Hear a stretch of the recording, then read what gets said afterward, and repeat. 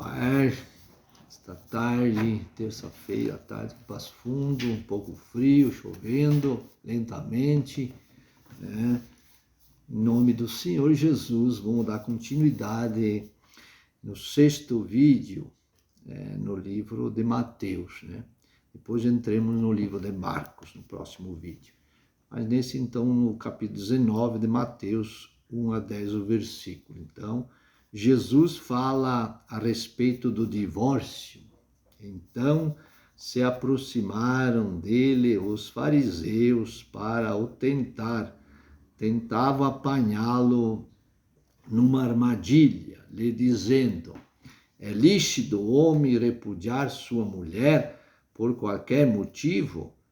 Nessa época, em Israel, a questão do divórcio e casar-se de novo era o que estava em evidência. E ele respondeu-lhe, disse: não tendes lido que o Criador, Deus, no princípio, os fez macho e fêmea? Destrói a teoria da evolução. O Criador é ele, não tem nada com evolução aí, né? Na verdade, Jesus é o Criador. Lá em João, capítulo 1, versículo 1 a 3, os versículos. Disse, portanto, o homem deixará seu pai e sua mãe e unir-se a sua mulher, e serão os dois uma só carne. Declara Deus como tendo estabelecido o casamento, o que torna uma instituição divina. Assim não são mais dois, mas uma só carne. Deus vê um homem e sua esposa não como dois, mas como um.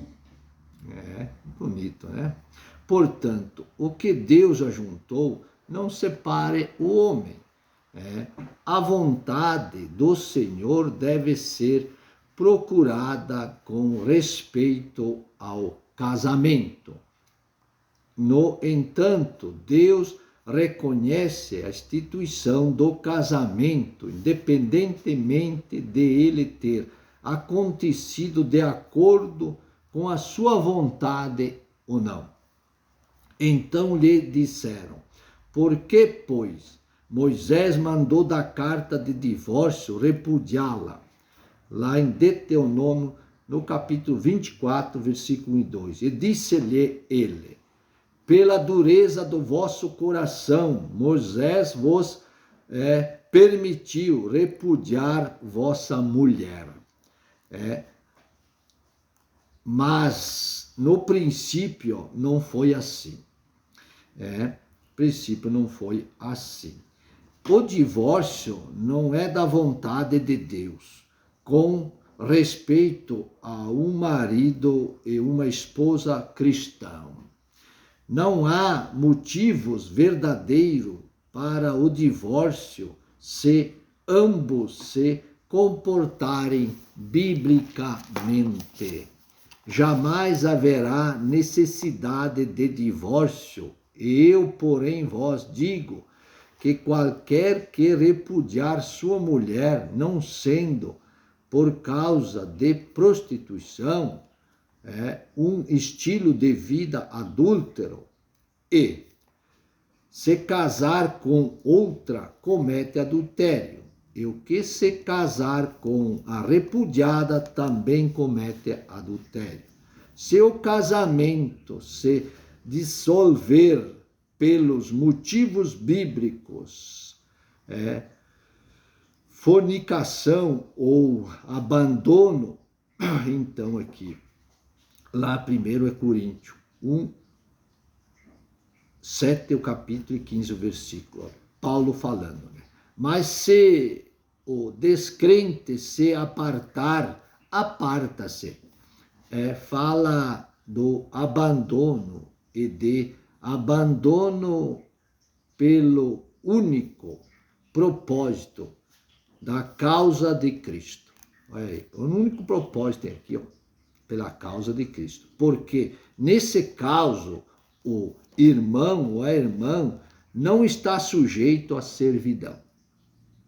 Significa que o crente nada conseguiu fazer para impedir que o cônjuge incrédulo partisse. Não conseguiu fazer nada. Tentou, falou e orientou e não conseguiu, então aconteceu. Nesse caso, o crente está livre para casar-se novamente. Mas Deus chamou-nos para a paz. A esposa ou o marido incrédulo que não quer manter o casamento destrói a paz. E não tem paz. Não tá, as coisas não vão de acordo, não tem paz no lar, na família, né? O que cria uma situação insustentável, lá 1 Coríntios 7, capítulo 14, o versículo. Porque o marido descrente é santificado pela mulher, e a mulher descrente é santificada pelo marido.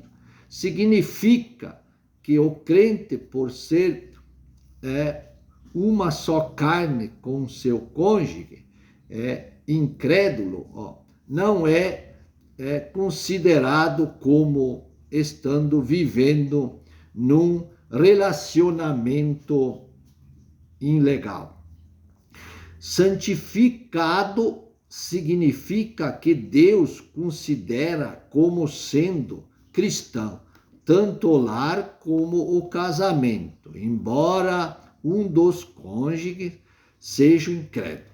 De outra sorte, os vossos filhos seriam imundos, mas agora são santos, considerados pelo Senhor como tendo nascido num lar cristão. Embora a mãe ou pai seja não salvo, como motivos que não agradam a Deus. Sendo salvo em motivos que não agradam a Deus. Casar-se de novo é biblicamente permitido. Em outras palavras, também o pecado contra Deus e traindo o próximo, ele disse, se você não for honesto comigo e o povo, é inútil continuar esta conversa. Refere aos pregadores verdadeiros que proclamam Cristo, ao que buscam a salvação, e condenação aos que rejeitam a Cristo. O sangue derramado na cruz foi para todos. Toda palavra de Deus deve ser obedecida, não apenas uma parte.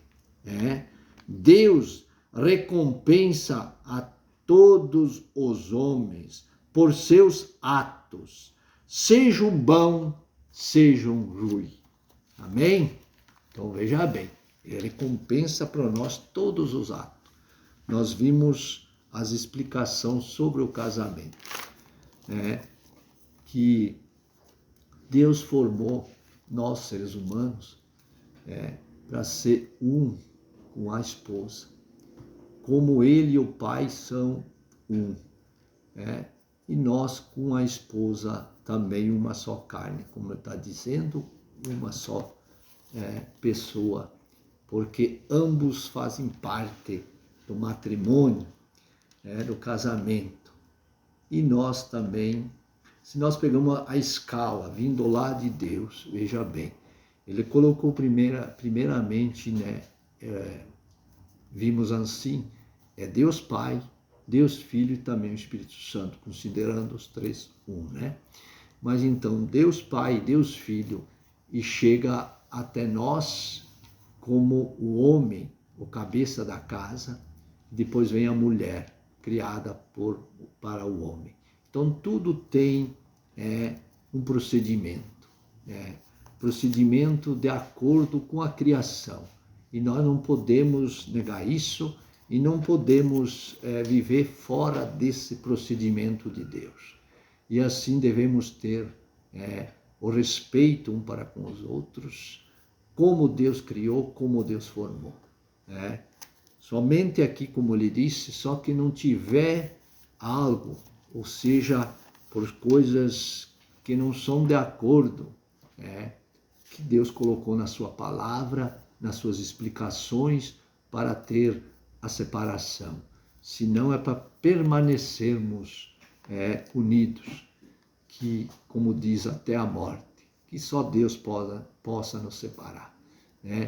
E Ele levará para a eternidade juntos, para a glória eterna, nesse momento do arrebatamento, que eu creio que está por vir a qualquer momento, não abrir e fechar de olho. Vamos se encontrar nos ares, com o Senhor e vir nos ares.